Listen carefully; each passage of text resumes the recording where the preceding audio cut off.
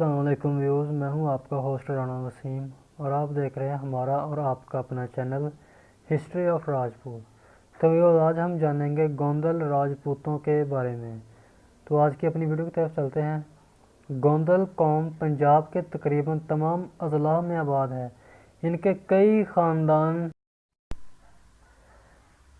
ڈیرہ جات ڈویژن اور بنو میں بھی آباد ہیں۔ سب سے زیادہ گجرات میں آباد ہیں۔ دوسرے نمبر پر شاہ پور سرگودا کے تمام اضلاع میں آباد ہیں۔ جیلم گوجرانوالا اور چنگ میں بھی ان کی کافی گڑیاں ملتی ہیں۔ سیالکوٹ میں بھی ان کی آبادیاں خاطر خواہ ہیں، جبکہ راولپنڈی، لاہور، ملتان، ساہیوال، مظفر گڑھ میں بھی ان کے کئی خاندان آباد ہیں۔ ضلع گجرات میں وڑیج جاٹوں کے بعد آبادی کے لحاظ سے دوسرا نمبر گوندل قوم کی آباد کاریوں کا ہے۔ ان کا مرکز شروع ہی سے شاہ پور سرگودا اور گجرات کے درمیان درہ جیلم و چناب کی درمیانی پٹی رہا ہے۔ اس علاقے کو ماضی میں گوندل بار بھی کہا جاتا تھا۔ یہ لوگ کانگڑا اور ہوشیار پور انڈیا میں کافی تعداد میں آباد رہے ہیں۔ گوندل اپنا شجرہ نسب چوہان راجپوتوں سے ملاتے ہیں۔ مسٹر اینڈرسن کا خیال ہے کہ یہ لوگ غالباً برہمنوں کی ایک شاخ گوترا سے تعلق رکھتے ہیں، تاہم مسٹر اینڈرسن کے اس خیال کی تائید کسی اور مورخ نے نہیں کی۔ جہاں تک برہمنوں کی گوترا شاخ کا تعلق ہے تو معلوم نہیں یہ شاخ مسٹر اینڈرسن نے کہاں سے نکالی ہے۔ ہندی برہمنوں کی گوتوں میں اس کا کہیں بھی ذکر نہیں ملتا، گویا مسٹر اینڈرسن اپنے اس خیال میں اکیلے ہیں۔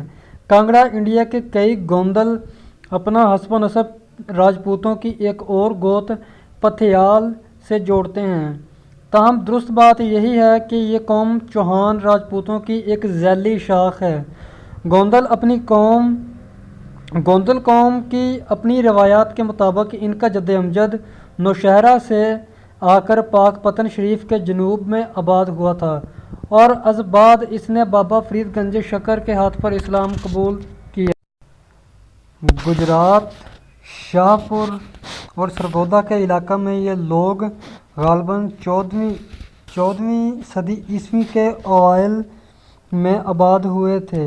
یہاں پر مقامی ہونے سے پہلے یہ لوگ غالباً خانہ بدوش تھے اور مال مویشی ان کی کل کائنات تھی۔ اب بھی یہ لوگ گاؤں کو ڈوک کہتے ہیں، جس کا مطلب ہے مویشی باندھنے کی جگہ۔ تو ویوز، آپ کو ہماری یہ ویڈیو کیسی لگی ہمیں کمنٹ باکس میں کمنٹ کیجیے گا۔